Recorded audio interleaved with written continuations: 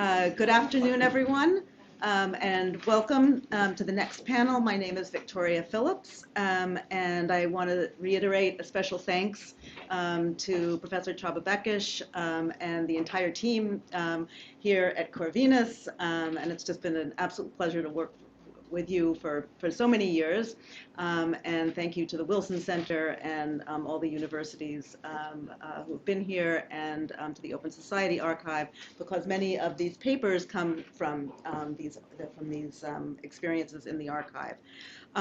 We've got 4 papers, but 3 are here, 1 is online, so we're going to reverse the order a bit because we're going to have to bring that person up on the screen. So we'll do the first 3 papers from the people who are in the room, then we'll go to Zoom, and then we'll go to a question and answer.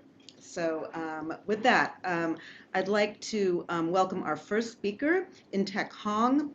He is a Cold War archival research fellow, and he is a PhD student at the University of Washington in Seattle. Right. Welcome. Thank you so much.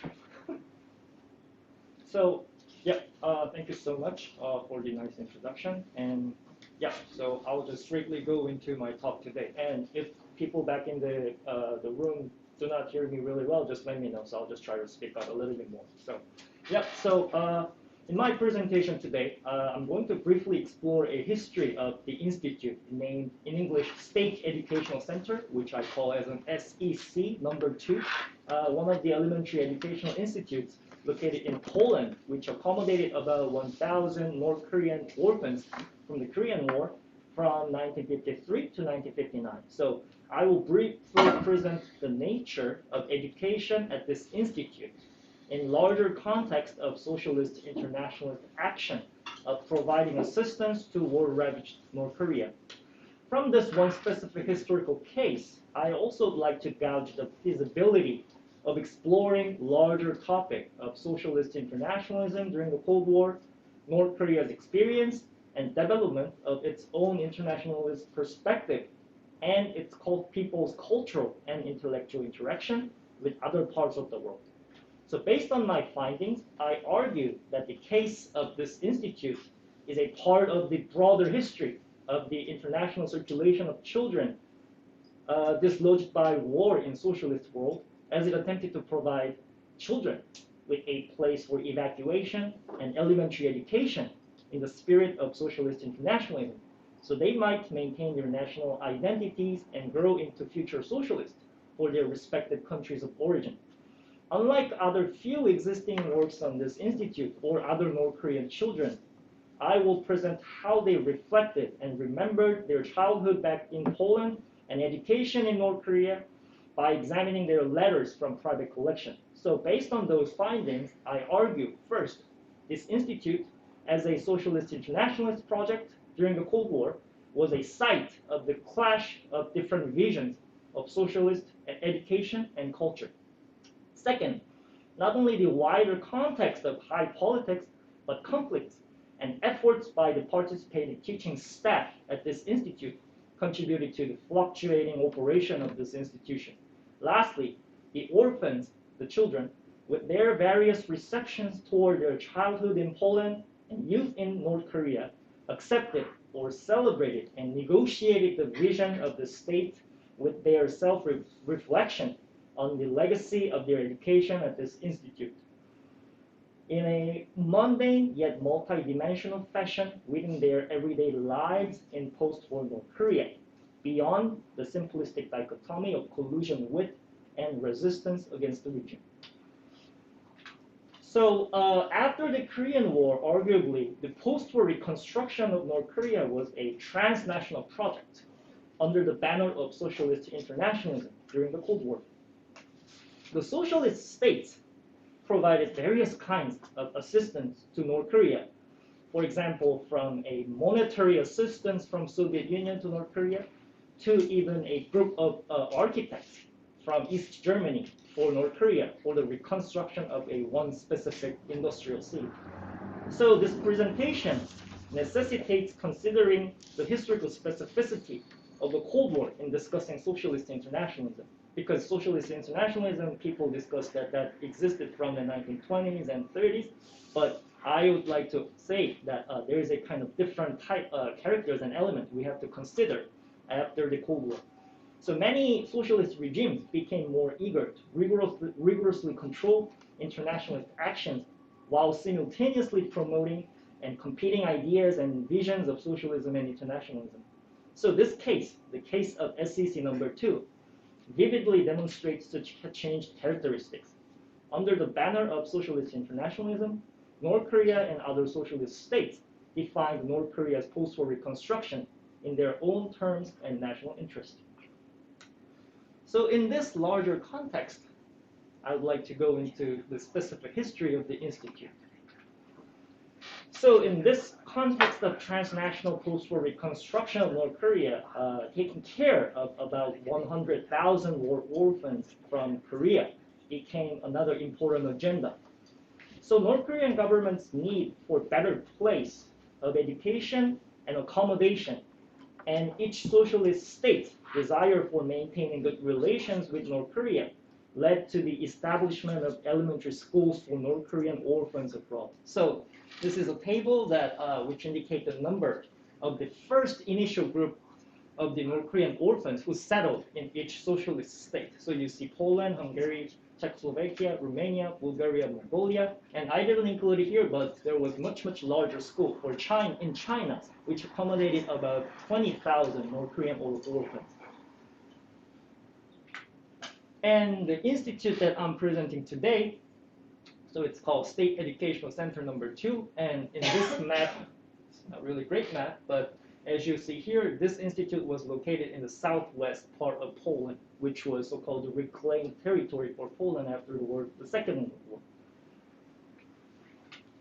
And this is the breakdown of the 1,000 orphans at the institute. So there were 1,000 orphans, and as you see here, more than 600 of them were boys. So more boys than girls, basically. And their age group, as you see here, it was quite various, but mostly from 7 to 15. And here is how the students were placed in terms of different classes. And as you see here, majority of them, more than half of them, were placed in the first grade, regardless of their age, which indicate their low level of education, and also the issue of the illiteracy that they had to overcome, which became a serious issue at the institute and its education. And this is a kind of really got cut, but this is a kind of low quality map that I created based on this Google map and also based on my own fieldwork of this institute. So as you see here, were about like more than 30 buildings, which remind me of some great kind of private dorming, the boarding schools in America, basically. So 27 buildings in total in about 120 acres in this complex. So this was a really kind of big place in this one small town, whose population was just only about 4,000 back in the state. So this is the photo of the main building of that institute, and this is the photo that I've taken back in 8 years ago. And this is still being used as a local school for the Polish kids. And this is the inscription. It's not good quality, but I just wrote down the script in Polish, Korean, and English. So this is a great indication that this building was used for North Korean children several decades ago. So together with the orphans, there were about 100 Polish and about a dozen North Korean teachers and staff. So Polish teachers took care of most classes. Polish residential staff supervised the orphans living at the institute. And North Korean teachers taught Korea-related classes such as Korean history, Korean language, and children's like self-disciplinary issues, things like that. So as I just said, self-discipline of behaviors mattered really important at this institute. And majority of the Polish teachers and staff were recruited nationally, and they were in early 20s at this time when they started working at this institute. So they had no prior teaching experiences. So the North Korean students were their first student in their teaching careers. And it is important to note that this institute was a site of cultural clash over pedagogy under the banner of socialist internationalism. In the year of 1954, for example, the Polish faculty complained to the advisory board of this institute, saying that a couple of North Korean teachers were being too nationalistic and chauvinistic, often practicing corporal punishment for the children. So there was a kind of big dispute, and in the end, those two North Korean teachers were expelled from the institute. So this kind of dynamic and conflict were kind of ongoing issue at this institute. And this was a daily schedule of the children. So as you see here, very tough schedule, I would say, from 6 a.m. to 10 p.m. And it's kind of remarkable because as we just looked at the age group of the orphans, some of them were even younger than just 8 years old. So you can imagine that, like, some kids who were just 6 or maybe 7 years old were living in this rhythm of regimentation. And this is a photo that a group of North Korean students, as a representative of this Polish school, participated in the International Pioneer Camp held at this town. So they often participated in the socialist youth activities around Europe. So I would say this institute was a place for the orphans to learn how to define themselves and control their bodies and emotions, basically. And it was also a site where different socialist visions of education and culture clashed. So the remaining question is, as I said, these all children went back to North Korea in the year of 1959. What happened to them, basically? So the question is, how did such education and the experience that these children had at this institute in Poland affect their student lives back in post-war North Korean society? So for that question, the sources that I've been using was this a kind of small set of the letters that were written by these North Korean children to their Polish teachers. And it's a really small set, so people definitely can raise a question to what extent this is a really representative of all children. But at the same time, I make a kind of justification that still it is really hard to access any material from North Korea. So it's still beneficial to taking a look at this kind of documents. So these are the letters written by them, and from the year of 1959 to 1962. So by examining 39 pieces of the letters, I investigate how the orphans maintain the legacy of this institute. So, and this is the letter information, a little bit detailed. So there were 2 recipients, one school teacher and one senior residential staff, and students wrote to these 2 people in a continuous way. So in this presentation, I will make a brief explanation on the major features found in the letters. So first, the students lived through a more regimented life as a youngster in post-war North Korean society. One problem they experienced was the social alienation because they were living together as a group for about 6 years.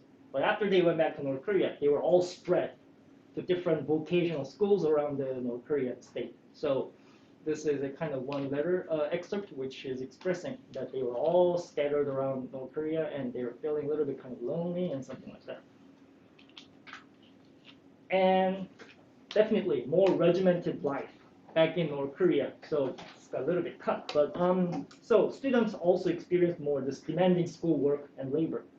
They also acknowledged that they had their kind of staged life with the path of their staged life, in which they were meant to grow as an ideal, productive North Korean young people who could contribute to the reconstruction of the post-war North Korean society. But at the same time, these students did not hesitate to complain and express their thoughts on their life back in North Korea. So, for example, as you see there, one guy said, I also miss the life in Poland as well as abroad. And I'll just add one note because this is some kind of interesting note, because when I interviewed the Polish staff who work at the canteen of this institute, she told me that actually bread, cheese, and this kind of so-called European dishes were really not popular among the North Korean kids. They even had a kind of some small event called bread riot, saying that we didn't want to eat this kind of thing. But later on, after they came back, they start to actually miss and start to symbolize their childhood back in Poland with this kind of symbolic metaphor. So this is how it worked.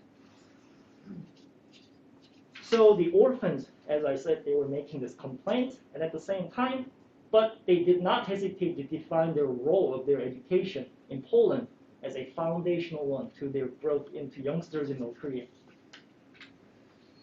But at the same time, although this Poland, the second fatherland, provided fundamental education and fond childhood memories, it could not surpass the gravity of the fatherland, the first fatherland, which is North Korea for the orphans. The orphans understood that their childhood should be distinguished. So, for example, oftentimes orphans' narrative in the letters show that, yeah, it was a great time in Poland, but it was such a kind of immature time that we have to go through. And we now have to go evolve into this new path of life as a youngster in North Korea. And their practice of this, struggling to be a really productive North Korean, I would say they were quite very mundane in their everyday practice, not necessarily solely political. So here you see this one orphan, how he plainly depicts his political life and expresses his mundane concern and desire. So their complaints and questions over their post-war society did not necessarily develop to their rejection of living or ideology in North Korea.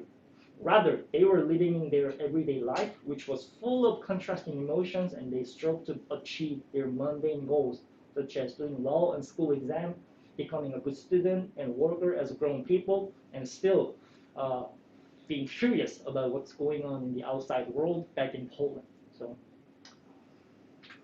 So as a concluding note, while diplomatic history can provide a wider context of socialist internationalism during the Cold War, it still leaves a space of dynamics and experiences of other historical agents other than top echelon politicians. So experience and voices of the participant in this interaction matters in the context of their everyday life, beyond the dichotomy of collusion with and resistance against socialist regimes. So this was actually my previous project that I did as a master's student. And from the specific case of this institute, I think it is necessary to investigate more how people experienced global interactions during the Cold War in the socialist world, to examine to what extent socialist internationalist actions were similar or different from non-socialist ones beyond from the perspective of high politics. This wider context of this institute, SCC number 2, Korea First campaign that the socialist countries were involved to help North Korea during the Korean War, also deserves more analysis from the angle of people's experience. And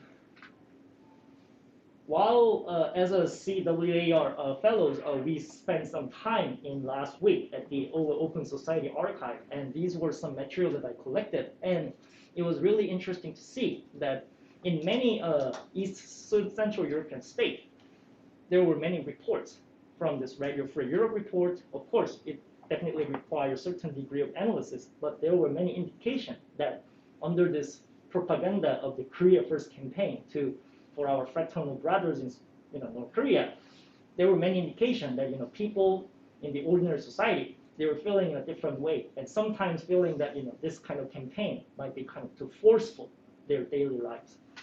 And this is another kind of the indication which shows that the Czechoslovak doctors who were dispatched to North Korea were actually complaining very much that first, they were underpaid, their working condition was really bad back in North Korea, which are all underexplored topics. So based on the wider context of socialist internationalism during the early Cold War, from the case of North Korea, I would like to investigate further how North Korea's internationalist policies and actions developed and changed as it continued to interact with its socialist allies and non-socialist actors. From the angle of high politics, North Korea drastically turned its interest away from socialist world from the 1960s and pursued its very autarkic foreign policies toward the global south, the newly decolonized states in Africa or Latin America. However, I would say that such narrative does not really fit to its more complicated and continuing interaction with socialist world, as well as non-socialist world. How did their experience of global interaction and receiving assistance in the 1950s affected to its foreign policy from the 1960s and onwards? I believe it's important to see the kind of the continuity and the change from the 50s and 60s.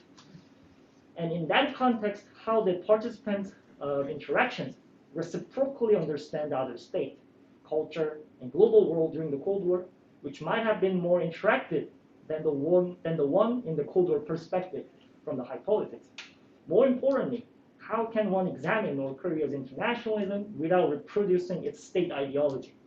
With those very broad questions and research ideas, I would like to close my presentation today and further work on my next new project. So, just new pictures, and I'll just conclude my presentation. These are all the kind of the large statues in Africa, like Namibia, Senegal, and in the Democratic Republic of Congo, and that's a statue of Patrice Lumumba. And these are all the statues created by the North Korean architects during the 60s and 70s.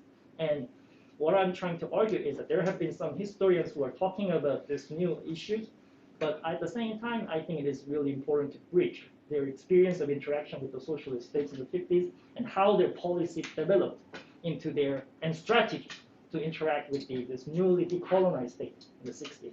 So thank you so much, and I would just would like to express my gratitude for our organizers for the CWAR project, and also the host, the Corvinus University, and also the Open Society Archive and the staff for the wonderful assistance and everything. Thank you so much.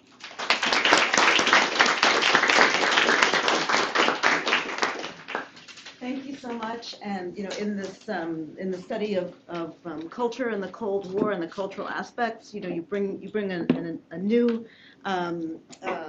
face to people exchange, which is really fascinating, and bridge into new areas of study, childhood studies, the study of emotions, and memory. So thank you so much. We look forward to more of your work. And with that, we're going to go to Veronica SISON, also a Cold War Archival Research Fellow, and she is at the University of the Philippines and an MA student. Okay, thank you, Victoria. I will have to upload my PowerPoint first. Could someone help us to close this PowerPoint and change the video? Sorry. You can just close this down. Sure.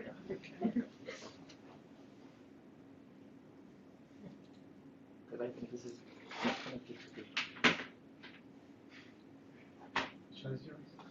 It was put in a flash drive by. Is it up here? No, because you didn't. This is the ones that were sent to me last night. Yeah, Simon just put it in a flash drive just now. So. Why don't we go to? Sure. Do you mind? No, All right, so we're going to swap in. Is Simon around? I will. Yeah. Okay. So we're going to change. Sure. We are going to switch because it's been a switched up panel with some people on Zoom. So this is the COVID style, right, where we go by the seat of our pants. So I'm going to I now. have a slideshow as well. Yeah. Thank you. Did you send it to me? Yes. No. Yeah. I see it Okay. up there. Can you bring? Mangum. All right. So this is Isabelle Magnum, and she is kind of an honorary junior cadet of the Cold War Archival Research Project. She is a student, an undergraduate student at the London School of Economics, and was doggedly following me and saying, I want to do this, and so we arranged it, and here she is, and spent the week with us. So she is our undergraduate, our fellow. All right, so welcome. Thank you. So somebody after Abigail's wonderful talk asked, well, what about the American bishops? And I'm here to hopefully answer that question. So I will be discussing the cultural shift of the American Catholic Church during the late Cold War in response to questions about nuclear deterrence.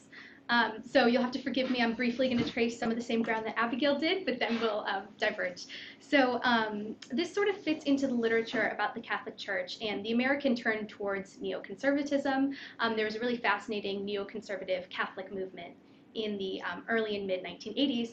And in most of the literature, this is sort of attributed to different cultural debates about abortion, birth control, gay rights, and the emerging AIDS crisis. And so the role of the Cold War in this neoconservative turn is very much underexplored, and it actually played a significant part due to the American bishops' activism, the reaction of American neoconservatives, and then the personal experience of Pope John Paul II in Poland. So next slide, please. So just to summarize my argument, the activism of American bishops and American neoconservatives in response to the Cold War greatly influenced the ascendancy of the right wing in the American Catholic Church. Thank you. So firstly, I have to touch on the subject of just war. And again, this originates in Catholic thought with Aquinas and argues war has to be justified morally. And so this becomes highly contested during the Cold War in the United States between liberals and conservatives, with liberals arguing that military action in foreign countries cannot be justified as a defensive measure. And so this becomes a point of contention with the Pope, within American bishops, and then also lay people, but who are theologians and who are very much involved in American Catholicism. So Pope John Paul II was born in 1920s Poland, and during his time in Poland, the Soviet Union viewed Catholicism as an incredible threat to stability in Eastern Europe, and the church was very much treated as an enemy of the state. And so this argument has been corroborated by the Institute of National Remembrance in Poland, who revealed that about 10 to 15% of the nation's Catholic clergy had actually collaborated with secret police to provide information that reached the communist authorities. And this created, even within the clergy, an environment of suspicion and hostility. And so this insight is incredibly significant in light of John Paul's later actions. So in 1982 at the UN, the Pope sort of challenged Catholic doctrine about nuclear deterrence and said, quote, "In current conditions, deterrence based on balance, certainly not as an end in itself, but as a step on the way towards a progressive disarmament, may still be judged morally acceptable. Nonetheless, in order to ensure peace, it is indispensable not to be satisfied with this minimum, which is always susceptible to the real danger of explosion." So this position, accepting deterrence as an intermediary step, was a point of significant debate as high-profile American bishops began activism against this policy in the United States, and the Pope supported it in the early 1980s. So the most high-profile act of collective action came in 1983, and it was the Challenge of Peace, God's Promise, and Our Response. This work was published by the National Conference of Catholic Bishops, and in essence, it reiterates a lot of what the Pope said. It warns against a destabilizing arms race, but narrowly grants that nuclear deterrence can be morally acceptable if used to buy time for eventual disarmament. And so it's sort of tempting to position this as a response to the Pope's statement to the UN, but Catholic bishops had identified they wanted to create an American position since 1980. But nevertheless, the news coverage about this position is very much viewed as actually a break from papal doctrine, even though it is largely moderate and in line with a liberal reading of the just war principle that Pope John Paul II reiterated. And so the reason that it's perceived in this way is it becomes, it forms part of other activist actions taken by American clergy members who really become the face of this movement. So this largely moderate piece becomes reframed as part of this upheaval of papal doctrine. So here are two notable activists in the clergy. So firstly, and the person I'm going to follow is Archbishop Raymond Hunthousen. So Hunthousen actually began as a chemist at a high school, and he got a graduate degree in chemistry. And so he was very much influenced by the bombing of Japan, and he was very concerned about nuclear war. And when he became part of the clergy, he moved that position into sort of theological and reframed it as a Catholic issue. So he was a rising star in the media for his strong stance against the arms race and strategies of deterrence. So he appears in national media several times. He works out of Seattle, but he actually refuses to pay half of his federal tax because he doesn't want to fund violence. And he very much treats the Cold War as a moral dilemma. So this hits the New York Times, several national papers, and he begins to draw in massive crowds. They actually have to move him out of the church. He preaches in gymnasiums and local high schools. So he becomes somebody that even lay people and non-Catholics are interested in hearing from. And he also is encouraging people to take an anti-war stance with him. He pickets a submarine base in Bangor, Washington, and he calls this base the Auschwitz of Puget Sound. So he takes strong stances in what he says. He's unwilling to compromise, and so he becomes very much the face of this movement. And then secondly, and another important figure is Cardinal Joseph Louis Bernardin. He was the chairman of the Challenge of Peace Committee. And so importantly, he's very much a peacemaker between the more conservative and liberal sects of the church. So this attack on nuclear war was not just conducted by these individual members or other bishops. In 1984, the bishops actually collectively make a commercial with a political consultant, and they use the voice of the Pope without asking for permission. And so they greatly mischaracterize what the Pope has said about deterrence and sort of chop up his statements to make it seem as if he's much more against deterrence and nuclear weapons than he is. And so this break in the clergy is concerning because it's not only about doctrinal issues, but about people taking action based on what the clergy say. And so Hunthousen, again, is very careful in public interviews to say he's not telling the people to do anything specific, but he's drawing in very large crowds. And then other archdioceses are very intentionally trying to cause action. So a pamphlet is published by the Archdiocese of Hartford called A Call to Faithfulness, the Arms Race, and the Gospel of St. Mark. And at the end of it, it actually lists several peace organizations you can donate to or get involved in. Thank you.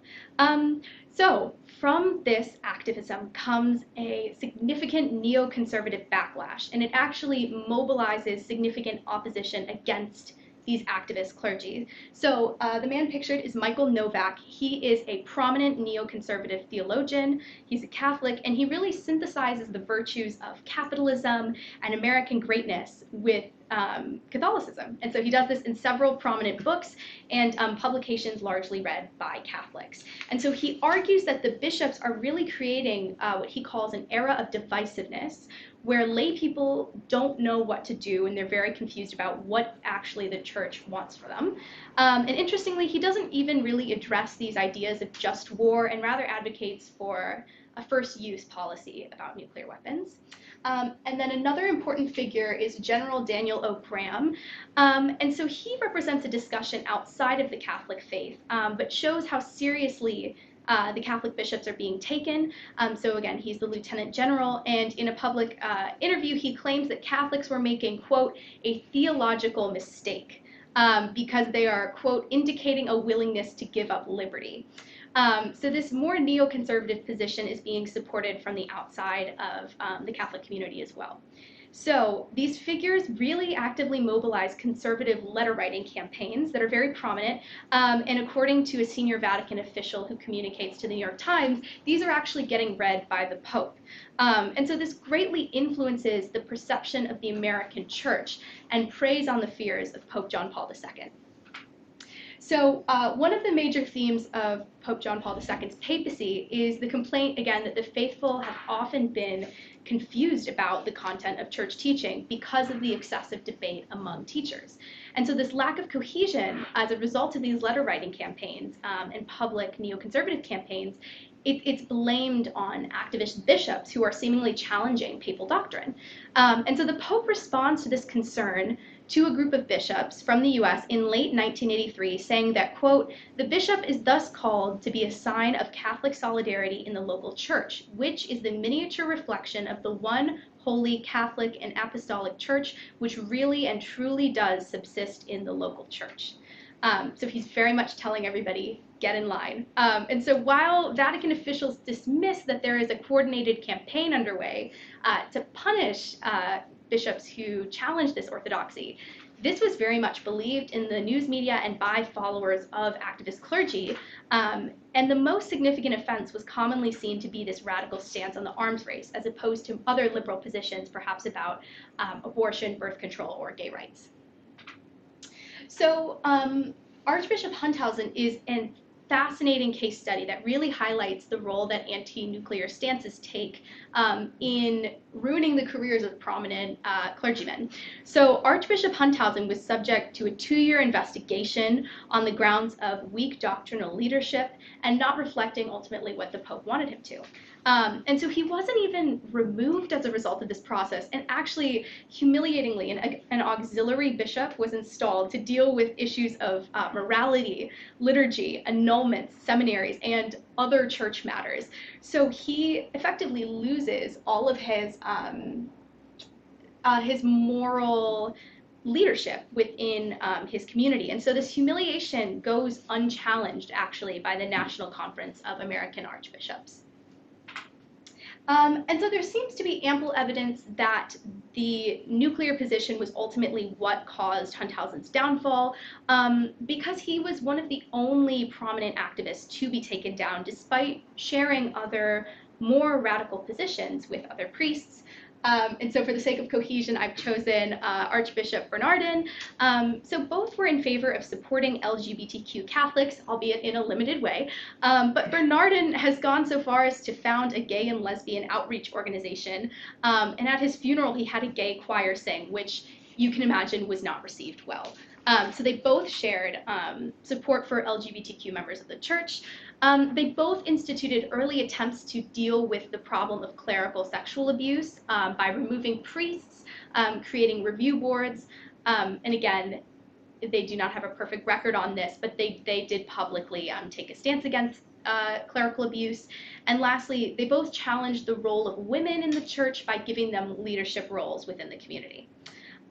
So Hunthousen is admittedly more radical on some of these positions, which does complicate this argument, but he was certainly less compromising, and that is sort of part of his problem, right? But he describes himself by saying, "My understanding of the virtue of obedience has never simply allowed me to acquiesce." And so this made him the subject of intense scrutiny, and when the Pope wanted Catholics to sort of fall in line, he really wouldn't.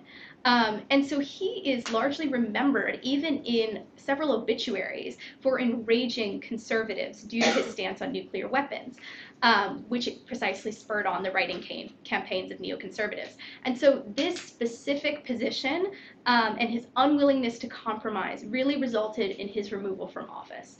And so Cardinal Bernardin actually remained in senior church leadership positions unchallenged until his death. And he's certainly vilified by conservative sects of the church, but nonetheless, he maintained his position officially. So to briefly summarize, the activism of American bishops and American neoconservatism in response to the Cold War greatly influenced the ascendancy of the right wing in the American Catholic Church. And this is a really fascinating topic that contributes to the understanding of cultural shifts in the Catholic Church, and also how broad shifts in American society were significantly affected by the Cold War. And so definitely more information is needed on this subject, which is difficult to get due to the fact that a lot of Vatican proceedings are private and not publicized. But there's fascinating communications from Vatican officials with media organizations. So thank you. Thank you. And if I can just make one quick comment to bring these two papers together. Intaek came, and we were talking about how you approach a historical problem earlier. Intaek came to the archive with a set problem and with a set question, and found documents within the Open Society archive to help him answer that question. On the other hand, Isabel came to the Open Society archive also with a question that unfortunately she couldn't answer because the film she wanted to look at, in theory, had subtitles, and indeed they didn't. And so we took an approach in the archive, much like Thinking Fast and Slow and Daniel Kahneman, to say if we come in with a question, then all we're going to do is answer the question. So why don't we just look at the boxes and see what questions are posed by what's inside the boxes. And so I said, Isabel, let's try this out. And she did. And so this entire paper was a product of her looking at the boxes and opening one up. So it tells you something a little bit about the possibilities for how to conduct research. So with that, I think we're ready. Are we ready? With the He asked slideshow? me to upload his PowerPoint, so We can proceed with the first. Oh, okay. So we're going to go to Zoom? no. No, we're gonna to go- present it. Okay, perfect.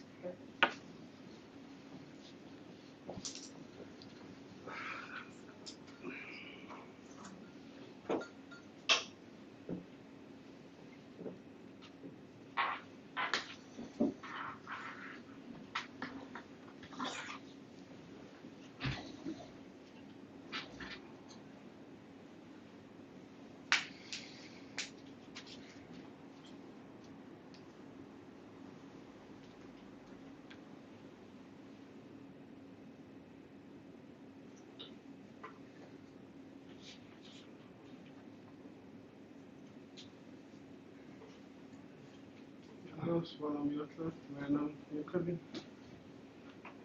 Össze van dugva. Hát ez egész vagy. Ezt bedugom, akkor az a másik.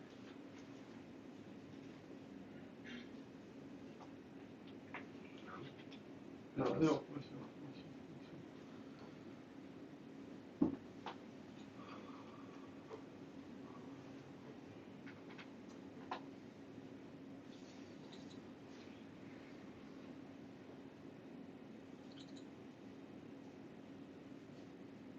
Maybe it was It's outside the folder. outside. Yeah. That one below. Yeah. This one? Yes. Thank you. I'm sorry. Fine. Okay. So thank you, Simon. That's a lot of work on your part, and I would like to apologize for not uploading my PowerPoint on time. So I would like to thank everyone for coming here, and to our host, Corvinus and Central European University, the OSA Archives, for letting me browse some of their collection on Philippines and Soviet relations. So I changed the title of my presentation last minute. I'm supposed to study how the Cold War shaped the way we write history in the Philippines, but now I'm going to look into a more recent project that I work on, which is about the place of the Filipinos in the global Cold War. So this is a part of a project entitled Reconceptualizing the Cold War Project in Asia under Dr. Masuda Hajimu, who's my mentor from the National University of Singapore. So the purpose of my study is to understand the Filipino agency in the Cold War, since many of you may know that we make up a considerable force under the US military and we've been close allies since then. So, I mean, during the Cold War. So, to provide a brief background, so that's the Philippines. That's where you can see it in the map. We were a colony of Spain for like 300 years, and then we were purchased by the United States during the Spanish-American War in 1898. So starting in 1898, Filipinos were recruited to work for U.S. plantations and its armed forces. So during the Cold War, whenever there were proxy wars for the U.S., Filipinos were immediately deployed. So the Philippines also became a laboratory for military officials from the U.S. So they came to like experiment in my country before they could. They built their career in my country before they could go back to the United States. And one of my favorites is William Howard Taft and also Eisenhower, who were military officials in the country before they went back to the United States, taking higher positions. So that's Howard Taft and Eisenhower on the left side. Sorry. So Edward Gary Lansdale is also one of the most controversial figures around this time, who was considered as the father of psychological warfare. So he built his career in the Philippines before he was sent to Vietnam, and his psychological warfare method was later adopted in Vietnam and in Cuba, and later on in the Middle East.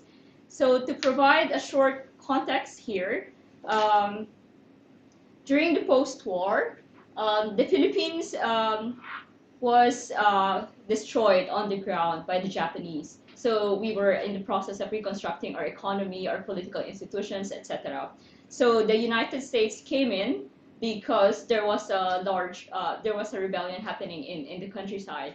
And the Philippine military's abusive treatment of civilians became a driving factor for a rebellion of a former anti-Japanese liberation army called the Hooks. So in 1950, with the pressure from the United States military officials to mitigate the rebellion, they helped bring President Ramon Magsaysay to power, which was Lansdale's best friend in the Philippines. So everyone was so fond of Magsaysay, and even the Rockefeller created a foundation after him and still existing in Asia. So Magsaysay's thoughts and perspectives of his commanders and American allies are well documented, but my research question is as follows. What was the ordinary soldier's experience like during the early years of the Cold War? And recent publications show the crucial role played by the Filipino elites, workers, and soldiers in the making of the global anti-communist strategy of the United States. Colleen Woods, for example, documents how Filipino elites convinced U.S. policymakers to brand anti-colonial struggles as a communist insurrection, thereby creating a framework for the U.S. global anti-communist vision. Simeon Mann, on the one hand, has shown how the liberalization of race became a window for America's struggle to win Asia, thereby using the case of Filipino medics and contingents as agents in the construction of good Asians and brothers to win the Vietnam War. So these contributions have been very significant, and yet their focus on Filipino voices leaves out crucial actors in their narratives. So the discursive internalization and experiences among soldiers tangled in the Cold War has not been dealt with in any detail. So I intervene by looking at the Filipino soldiers' experiences during the early years of the Cold War. And these interviews range from 15 minutes to more than 4 hours. I conducted them between 2020 to August 2021, and most of my respondents have just died like last month. So they were among the residents of Central Luzon, which is here. Central Luzon was branded by the CIA as a communist-infested area, which also happened to be my hometown. So many residents from that place witnessed the heavy-handed tactics done by the military during the height of the communist anti-insurgency campaign by Magsaysay and Lansdale. So the respondents for my study were composed of 10 civilians, ages 78 and above, who have varied experiences with the military and the Hooks, 7 retired Philippine Marines, 18 Korean War veterans, and 3 Korean, Vietnam, and Middle East veterans. Basically, they were circulating across this Pacific Ocean and also past that. So who were the Hooks? I'd like to create a brief introduction. Who were they fighting against around that time? So the Hooks were a pro-peasant and anti-landlord army protecting communities from the Japanese during the Second World War. So the Hooks cooperated with the Americans until the liberation of 1945. However, as Filipino elites clashed with the Hooks, pro-peasant and anti-landlord positioning, the anti-colonial efforts of the Hooks were quickly branded as synonymous to communism. So the U.S. Treated this crisis seriously because Philippines was right next to Japan and China around that time, and they didn't want Philippines to fall under the flag of communism, as they also have their largest military base in Asia, in the Philippines.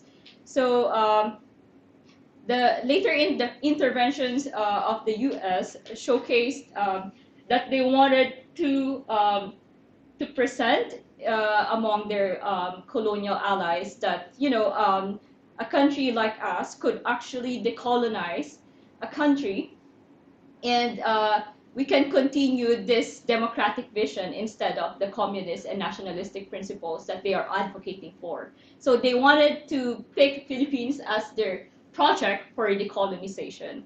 So again, my research question is, what was the ordinary soldier's experiences like during the early years of the Cold War? And here are my findings. So first, the soldiers see that the war against communism in the 50s was a struggle between the elites and poverty-stricken agrarian communities. As one of my respondents said, he fought in a war between the rich and the poor. Meanwhile, in subordination, the crisis in budget management and intense corruption resulted in demoralized soldiers now targeting civilians to compensate for their meager allowance. My respondents also saw the war as an internal institutional crisis. Both the armed forces and hooks were fighting for legitimacy. The idea of legitimacy here has a threefold importance to my study. First, the armed forces was used by the U.S. to legitimize their control and anti-communist vision in our country. Second, the hooks wanted to be recognized as veterans of the Second World War and be given the land which the elites controlled. Lastly, both groups wanted to earn respect in the communities that they served. Philippine soldiers wanted to be seen not as just tools of the oligarchs, but also protectors of the people, which Lansdale successfully crafted in this campaign. So he injected a lot of money to the military, so the military would not abuse the civilians. There are so many debates about it, but Magsaysay and Lansdale were best remembered about on this project of theirs. So third, my respondents saw Cold War as an experience of post-war intra-military tension. Many units wanted to move away from the American military tradition. Many also saw other military units as competitors when it comes to the distribution of arms and resources. There were issues of collaboration among Filipinos who served the Japanese, who were retained in the armed forces during this time. So it's like the soldiers being adopted in the U.S. Military force, and the same thing happened to us. We have like collaborators who were loyal to the Japanese, but ended up like serving the U.S. Military force as well. So there was so much gatekeeping happening around this period about regarding their ethnicity, on whether they graduated from the U.S. Military Academy or not, because if they don't, they are not well capable of handling the Philippine military around that time. That's what they kept reiterating. So fourth finding that that I got from my respondents, that the Cold War was rather an experience of adventurism anchored on the post-war definition of Filipino masculinity. So the underlying idea here is that economic gains weigh as much as personal reasons. So one respondent named Maximo Young and other soldiers sent to Korea considered themselves to be risk takers and adventurers. They cited their desire to board as many planes as possible, that, I quote, "wherever there is action, just sign me up." But much to their dismay, they were actually shipped in a vessel to South Korea, and they never really actually board a plane after that. So, so these were the battle-hardened veterans of the Hook Rebellion who later volunteered to serve in the Korean War, and for patriotic reasons, they would continue their career in Vietnam and in the Middle East and also in Cuba during the Bay of Pigs invasion. So, so in conclusion, in this project, I showed that the experiences examined in this paper highlighted the Cold War centered on self, along with individual ambitions that positioned themselves in the midst of battle, not between the USSR and United States, but a battle between the rich and the poor, a battle to save the financially troubled military organization and its reputation, and a battle between recognized and unrecognized veterans of the Second World War. It is an understanding of the war that had less to do with the conflict of communism versus democracy and has more to do with the aftermath of the Second World War and the continuation of colonial policies. So, so in trying to see why Philippines could be a good case, a good comparative case, is I'm trying to look at this in a framing, in a different frame, such as I guess with the U.S. experiment in the Philippines, we can understand what kind of language and mechanisms the U.S. used to justify their authority and how the on-ground experiences differ and compared to the conventional narrative of the Cold War. And by decentering the narrative of the Cold War outside the conventional narrative of bipolarity, we could actually understand the other dimension of how Cold War unfolded in the eye of the ordinary people and in their everyday lives. So that's it. Thank you. Thank you. And now we're going to go to Zoom, correct? Yeah. On Zoom, we have Andrei Cosmin POPA, a PhD candidate from the University of Bucharest in Romania.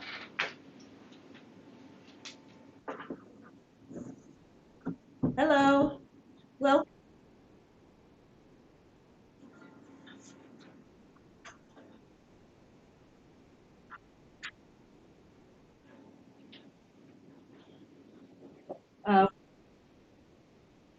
Okay, we're still working on seeing you. We can hear you, but we can't see you yet.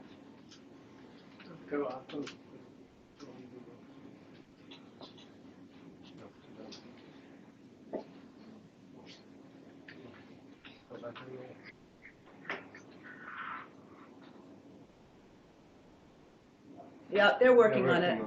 They're busy. They have been on the laptop, just not on. Yeah. There we are. We can see you. Can you offer your sharing?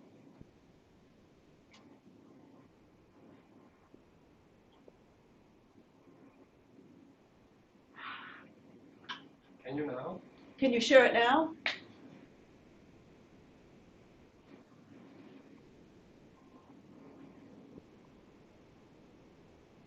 We see it.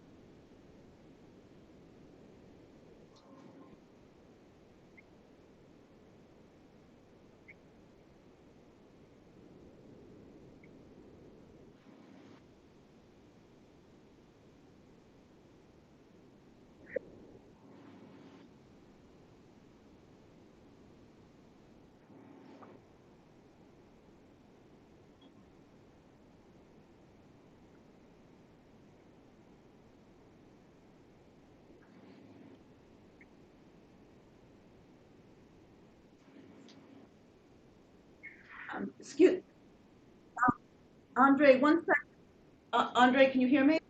Yeah, are you clicking through your slides? Because we're not seeing any change in the slides. Ah, okay, thank you. Sorry, go ahead, sorry.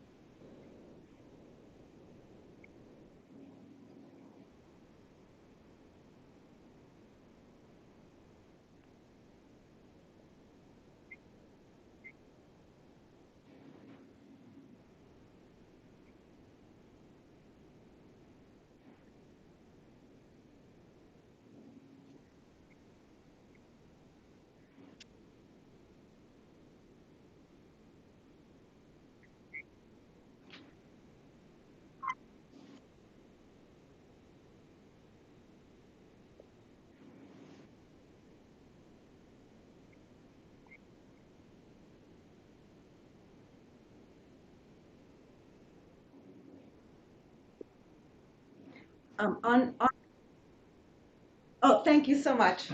Excellent. Thank you so much, Andrei. Thank you, everybody, for doing this hybrid. I appreciate it, and thank you all for, excellent. Thank you for your talks. Thank you for your excellent talks, and now we're going to take questions. So, yeah, okay, 1, 2, 3, 4. We'll take you going backwards. Okay. Thank you, everyone, for your very enlightening presentations. I have 2 questions, one directed to Intaek and one directed to Isabel. So, starting with Intaek, I think you slightly touched upon it towards the end of your presentation, but I wanted to ask you to what extent these North Korean orphans were kind of held up by the Polish authorities as these kind of darlings of socialist internationalism. Was their stay publicized, glorified, instrumentalized by the Polish authorities in order to corroborate their commitment to making these kind of fraternal connections? I was curious as to whether you came across anything related to this in your research. Thank you.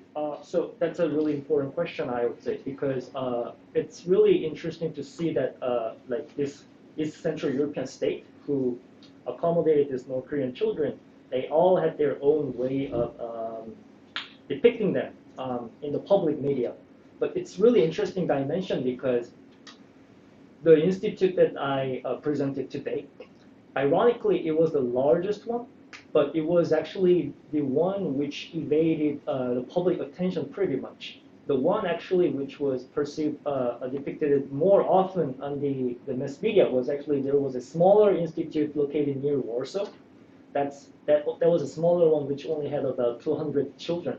And that institute regularly appeared on a Polish newspaper or TV, like some radio clips or something like that. So, and in other countries too, like there were usually more than 2 or 3 institutes, but it's really kind of interesting to see that like just 1 or 2 target institutes were portrayed in the public attention. And they are usually also the place where Kim Il-sung visited all the time, altogether, because Kim Il-sung had a kind of his own tour of visiting the East Central Europe in the year of 1956, and he visited not this large one, but actually that smaller one near the Warsaw. But going back to your question, definitely these orphans and this institute were always depicted as a kind of like this great symbol of this fraternity between these 2 countries, the North Korea and the Socialist state. And also this was a kind of really direct criticism against South Korea and the United States, because the war orphans was not the only problem in the North Korea, but also in South Korea too. But South Korea's way of handling the orphans were different, because some people might know, but many of South Korean orphans were so-called exported to the United States and the West and Northern European states, and many sociologists today have been studying their kind of identity crisis and all those kind of situations. So it was also kind of useful propaganda for North Korea and the socialist states to criticize that those imperialists are basically selling their children through the private foundation, while we are actually taking care of children without any capitalist means or something. So that's how they use this portray this institute through their to symbolize the socialist internationalism in the 50s, I would say. Okay, thank you for the answer. Can I also ask you to so I just wanted to kind of approach your research topic for a second from the kind of relational perspective. I wanted to ask you if during our research stay and when you were looking through these archival materials, were you able to identify any connections between these bishops and, for example, non-church activists, the actors who were campaigning against nuclear weapons, and also were you able to identify any kind of transnational connections, like excluding the Vatican? Were there any connections existing outside of the US? Yeah, so firstly, to your first question about outside of the church, there were really interesting movements to build solidarity across religious groups. So I ended up taking him off because he didn't quite, this figure, he didn't fit in with the other 2 as well. But I believe his name was Bishop Rodimer, and he was part of a group of I want to say maybe Orthodox religious leaders and rabbis, and they all communicated together and put out a similar pamphlet or doctrine about anti-deterrence and anti-nuclear war. So there definitely was communication with outside groups.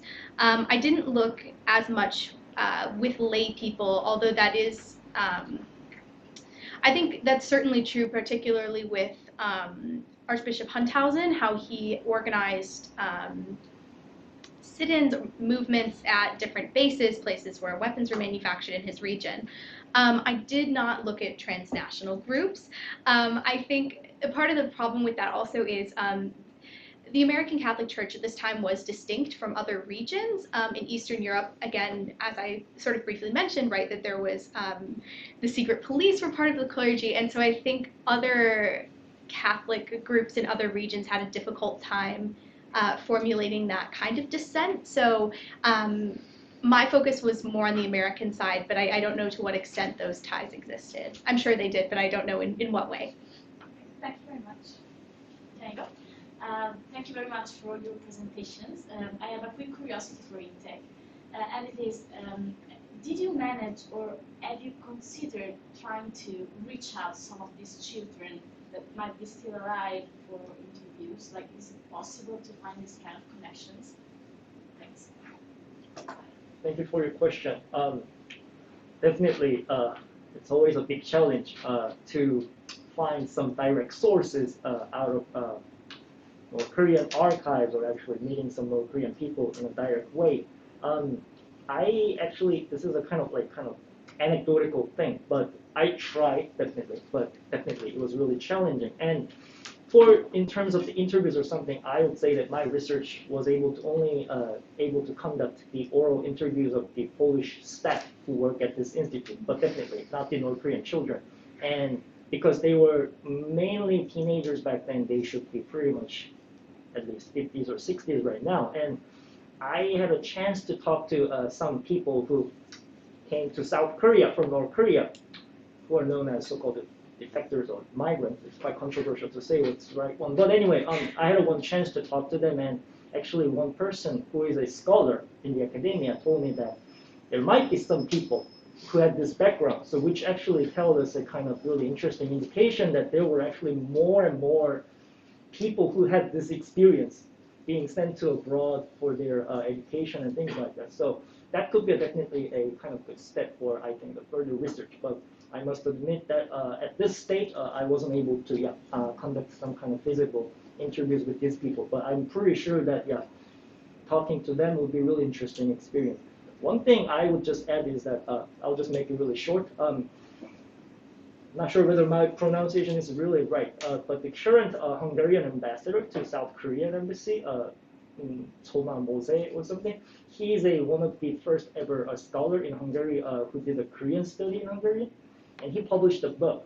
It's quite anecdotal, but it was about not these young children, but the university student, the North Korean university student who were studying in Hungary, and that book was kind of filled with interesting details. For example, how those North Korean students even helped their Hungarian friends during the Hungarian uprising in the year of 1956, because majority of those North Korean students had already received some military training. So there was some kind of anecdote that they taught their Hungarian friends about like how to run the tank or shoot a gun or something like that. And his book was able to do some kind of interview, because some of those North Koreans later defected to Western Europe, like Austria and those places. So like some people were like that. So I would say maybe for my future research, I also try to widen the breadth of the people, not only just these young people, but also the university student that Yeah.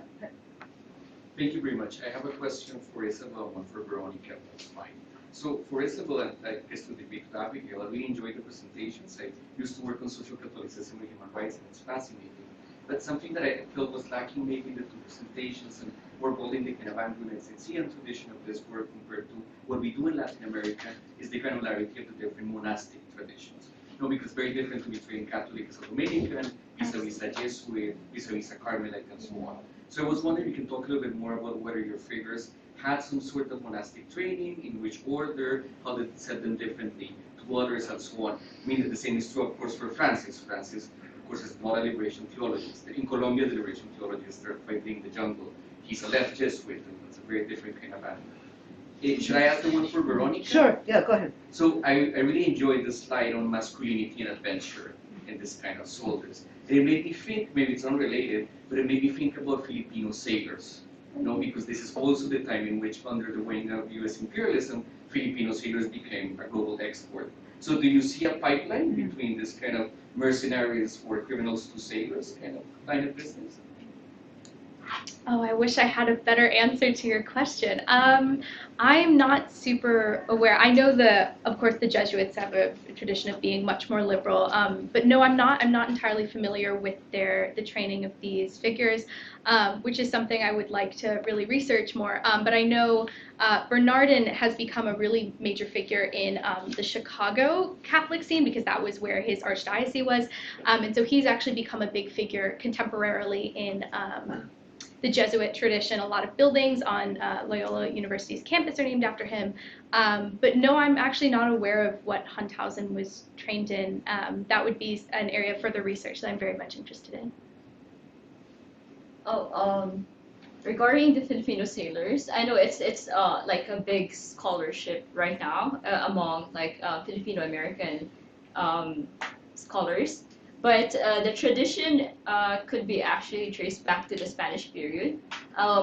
Filipinos were used by the Spaniards to man the Manila-Acapulco trade, the Manila Galleon trade. So it started there, and the Americans saw the Filipinos as well as good sailors to man their like ship building practices. I don't know whether in Hawaii or in Guam, but I know someone who's doing the same thing, but they actually move as far as Okinawa. And of course in Vallejo, city of Vallejo in California. You will also find them elsewhere in the, I think, south of South America. But I'm not entirely sure how the Cold War exacerbated this like wide circulation of labor. But Colleen Woods, the person who wrote about the decolonization of the Philippines, would have a better answer to that because she looked into the different dimension of how the Filipinos actually instigated several riots in the American military bases abroad because they've been used as workers, not just as soldiers, and they were not paid very well by the Americans compared to the Japanese and to the Koreans. So yeah, there are many dimensions to that, but I hope that answers your question. And we have one more question in the back. Thanks for your wonderful presentation. I have one question to Andy and one for Veronica. So for the first question, my first question is like, what's the influence of this North Korean orphans experience in Poland, like shaping their perception on the, for example, the North Koreans' like, domestic conditions? Because you have mentioned about how the paucity of all the food in North Korea. Like how this difference in North Korea and Poland shapes their perception on themselves, and also like how the interactions with other Polish kids and the teachers in Poland like shape their maybe kind of like perceptions of its position, the North Korean's position in the socialist bloc. Is there any evidence in these theories to show kind of these things? Sorry, could you just repeat the last part of your question, please? Yeah. The last portion of my question is how the like interactions with the Polish people influence these orphans' perceptions on North Koreans' position in the bloc, in the socialist bloc. So yeah, thank you for your question.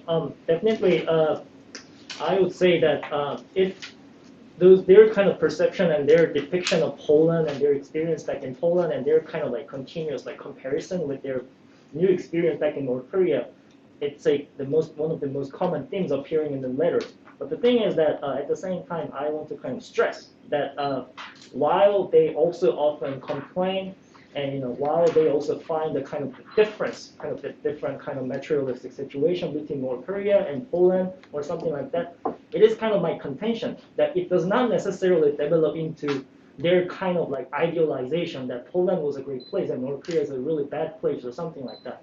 I mean, for example, there have been some kind of documentary movies made about these orphans actually, but their kind of narrative is really strong in a way that these orphans were speaking in a way that, like, North Korea is a really bad place and Poland was a great place or something like that. But the thing is, my contention is that the movie doesn't really discuss the orphans' voice itself in the letters, because that movie excluded the voice of the orphans, but they only got the interviews from the Polish staff. So that was a little bit of digression, but coming back to your question, I would say that their experience definitely, but affected their understanding of the different world, and there is something different world and continent in your country, which they would probably have never known if they actually have no experience of going abroad. But I would say that, and of course, it's a kind of the more further, kind of the area that we need kind of further studies, but just in the letters, the set of the letters that I analyzed, I would say that their perceptions and experiences are very varied.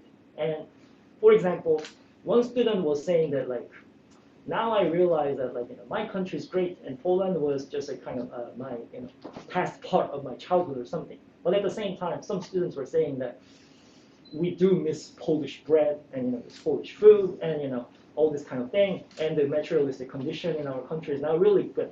But it's up for the question to analyze what's actually the implication from it, because I just would like to end my kind of response in a way that, because whenever I did kind of presentation, I always get the kind of comments that, like, isn't the letters are like kind of something went through the censorship or something, Do you really think all the things that are written on the letters are true or something like that? But it's also a matter of the analyzing the letters, and it seems like they're those are the commentators often like lead me to kind of question that, give me a kind of leading question that, don't you think these guys are idealizing Poland and demonizing North Korea or something like that? But of course, definitely, I'm not like being an apologist for North Korean regime or something like that. But I do think by reading these experiences and these records or something, it's actually more complicated than we thought, like just resistance or just celebrating this kind of communism or something like that. Yeah. So we have 1 more minute. So your last sorry. question, and we give it over to Veronica. Yeah, but Veronica, it's just about the economic factors. You said economic factors are more important, like than ideological factors in the Cold War, in the Third War, like for example in the 15th. So like, I wonder, like, what's the motivations of these Filipino soldiers, like participating in America's, like create the war in the Korea and Vietnam, if they're not fighting for like liberty or freedom, they're just fighting for like the salaries or what? Oh, right. Actually, the CIA published a document that says that Filipino soldiers were desperate and unprofessional, and they don't want them in the Korean War.